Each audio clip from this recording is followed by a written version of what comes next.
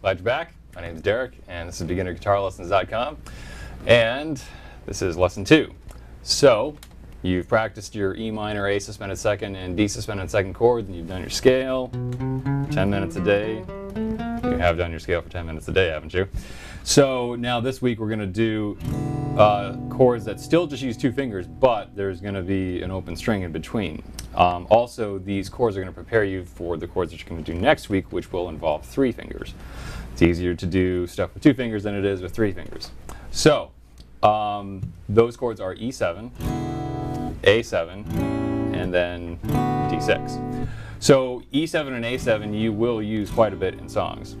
D6 not so much, it's not as common, but this will prepare you for the D major chord, which looks like this. So after a week of playing this, it'll be a lot easier to drop this in. So the chord changes, what we're going to practice for this week in the audio file, first will be E7 to A7. And in the audio file you'll do this in whole notes, half notes, and quarter notes. So basically like this, E7, and you got 4 beats to get to A7, and then you'll do it in half notes, strumming each chord twice, and then switching, and then in quarter notes, 4 times on each chord, each strumming it for just 1 beat. So again, on the audio file I'll go through each one of those steps 8, 9, 10 times.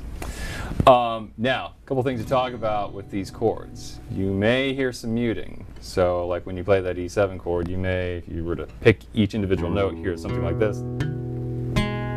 Now if that middle string is muted and you got your fingers as straight up and down as you can get them, don't worry about it. After a week of practicing this chord, your next step is actually going to be to drop the third finger down on that note, that string that's currently being muted, and so actually it won't be an issue.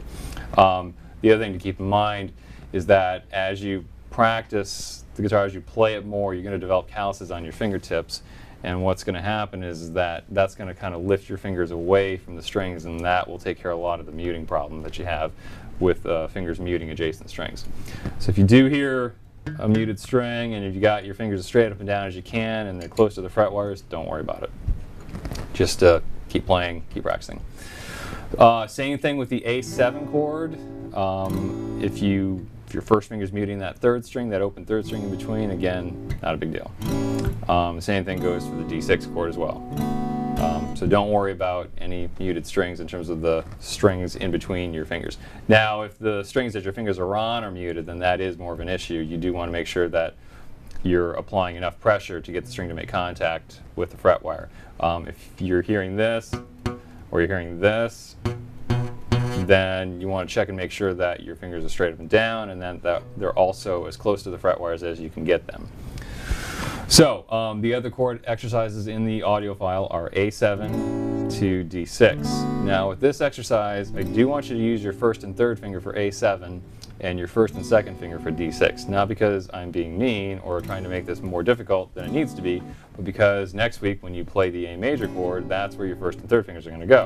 And then next week when you play the D major chord, that's where your 1st and 2nd fingers are going to go. So you're preparing the more advanced chords next week by doing it this way. So do make sure you use your 1st and 3rd finger for A7 and then your 1st and 2nd finger for D6. The 3rd and final chord exercise in the audio file is E7 to D6. Now with this chord change, you may notice that your 1st finger is on the 3rd string for both chords. So if you want, as you make the transition, you can not even take the 1st finger off, you can just leave it on there and then kind of slide it back. If you find that that makes it easier, by all means go ahead and do it that way. And so then all you have to do is move your 2nd finger from one string to the other. Now your 2nd finger will be on the 2nd fret in both cases. 2nd fret of the 5th string here, 2nd fret of the 1st string there, and then you're just kind of sliding that 1st finger back and forth. You can apply that same kind of transition next week when you do the E major chord to the D major chord. So those are the chord exercises for this week. Again, whole notes, half notes, and quarter notes in the audio file. Same thing as we did last week. So for the scale, we did this exercise last time, and we kind of touched a little bit about technique, but I told you not to worry about the proper technique when you're practicing it last week because I wanted you to focus just totally on getting your fingers to the right spot. So this week we're going to talk about proper technique, and I do want you to focus on it. So there's like 3 things you have to sort of monitor, and I don't want you to try to monitor them all at the same time. So for this week of practice, you're going to spend one time running through the scale and just focusing on the right hand, and then run through the scale again and just focus on the left hand, and then run through the scale a 3rd time and try to focus on both. So first up, you have to keep the right hand on the bridge. What this does is this stabilizes your right hand and makes it less likely that you're going to move the pick too far and hit the wrong string. So, and it also makes it easier on each stroke of the string that you only move the pick like this tiny amount that you need to move it across the string to get it to ring. So it's basically this part of your hand that's kind of resting diagonally across the bridge pins and kind of on the strings down here.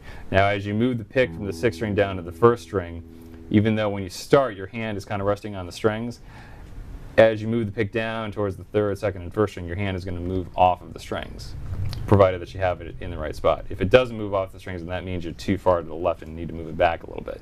So again, the hand is resting kind of on the bridge pins and sitting on the strings. So as you practice it, you just want to make sure you want to watch the right hand. Obviously, you'll probably feel the need to watch the left hand a little bit, but try to focus most of your attention on the right hand and making sure that the entire time you're leaving that right hand on the string, on the bridge and the bridge pins.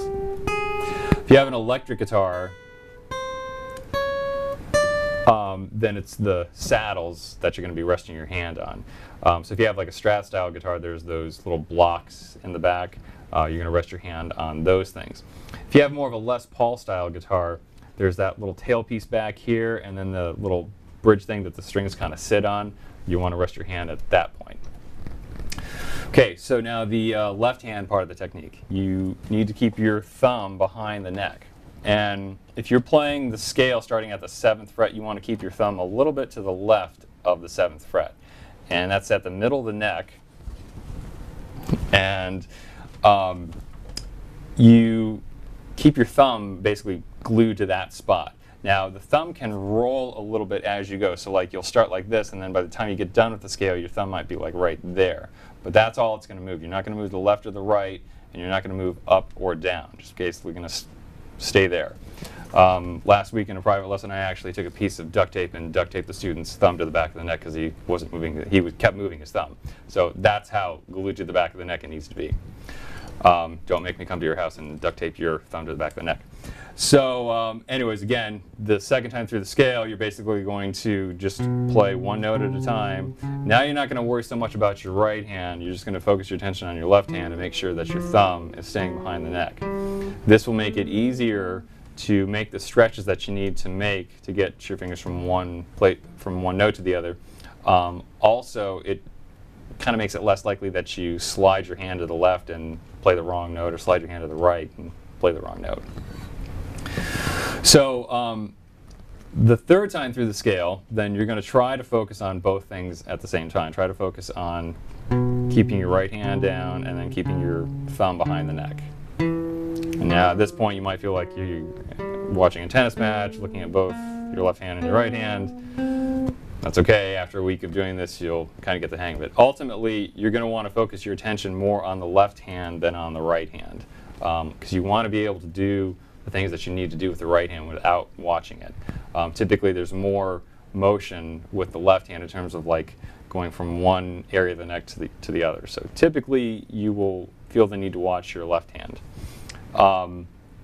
Now, also this week, the other thing that I want you to do is, in addition to playing the scale at the 7th fret, also try playing it at the 6th fret.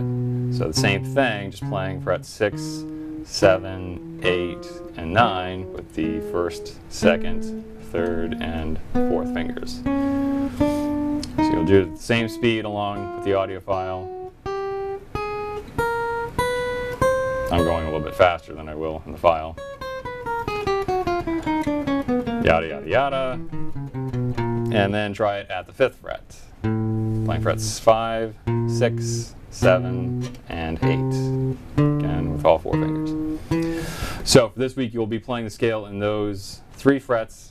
If you want, on your own to play the scale at the 8th fret and the 9th fret, feel free to do that, but don't go beyond the 5th fret. If you look at the frets, you'll notice that they start to get wider as you go down towards here, which brings me to another aspect of technique. Now, this is not so much something that you really need to sort of focus on. It's more something you just need to be generally aware of.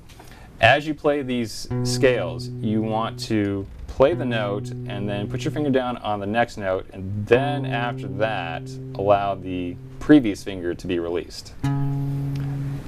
So what you don't want to do is to play the note, release it, and then put the next finger down. I occasionally see students doing this and try to immediately break them of that habit, because what will happen is if you continue playing the scale like this, then when you get to the wider frets, you start doing this. And there's more of a tendency to do it with the wider frets because there is more of a stretch between the first finger and the second finger. Down here, you don't really have to stretch that much, and that's why we start up here. But as you get down to here, it gets a little bit more difficult to stretch, and that's actually part of the reason why you're doing the scales, is to kind of gradually stretch out your fingers, or be able to do more of a stretch between the first and the second fingers and between the second and the third fingers. Being able to do that will improve your ability to play more difficult chords like this. Right now you probably can't stretch your fingers out that much, but if you practice your scales, you will be able to stretch them out, and that will make it easier to play more advanced chords. So, again, the takeaway from this is that when you're playing the scale, don't press the note down, release it, and then go to the next note. Play the note, put the next finger down, and then allow that previous finger to come off. The other thing that you don't want to do is this. Leave all the fingers down and then go to the next string, because then you're kind of gripping the neck a little bit too much, and that's going to cause all kinds of problems as well. So the last thing to just be sort of aware of, it's not something that you have to really sort of pay attention to, is when you're playing the 6th string, you'll probably find it a little difficult to like get over to the string and press down with the fingertip. Well, actually, you don't need to press down with the fingertip when you're playing the scales. When I'm playing the 6th string, if you look at the dent on my finger, you'll see that it's basically right here, more in the fingerprint part of the index finger. With the 2nd and the 3rd fingers, because they're longer, the dent, or where I'm pressing down, is more closer to the fingertip. But then with the 4th finger, because it's the shortest finger in the hand, again, I'm pressing down with the fingerprint part. So when you're playing the 6th string, make sure that you're allowing your finger to lay across the strings. It's okay if it's touching the strings, because you're not playing those other strings, so you really don't care if they're muted. It doesn't matter. You're only hitting this one string.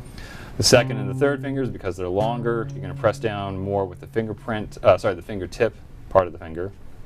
And then the 4th finger, again, because it's so much shorter, you're going to allow it to lay across the strings. Now I'm not actually touching those strings, and press down with the fingerprint part of the finger. As you go down the strings, because your hand is staying stationary, because your thumb is plastered to the back of the neck,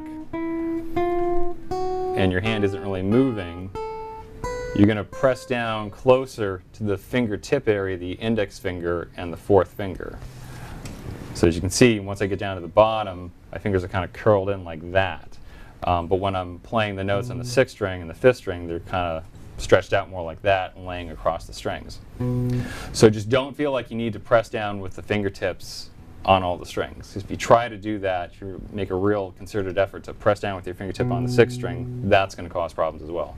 Let your finger lay across the strings when you're playing the notes on the 6th string. Keep your thumb behind the neck, keep your right hand on the bridge.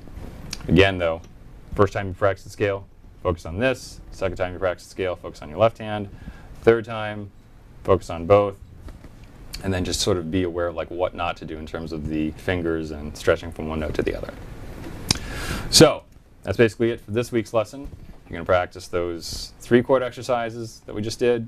The scale at the 7th, 6th, and 5th fret, and then at the 8th and the 9th fret if you want, but don't go beyond the 5th fret. And if you want to be a really good student, you should keep practicing the chord exercises we did last week.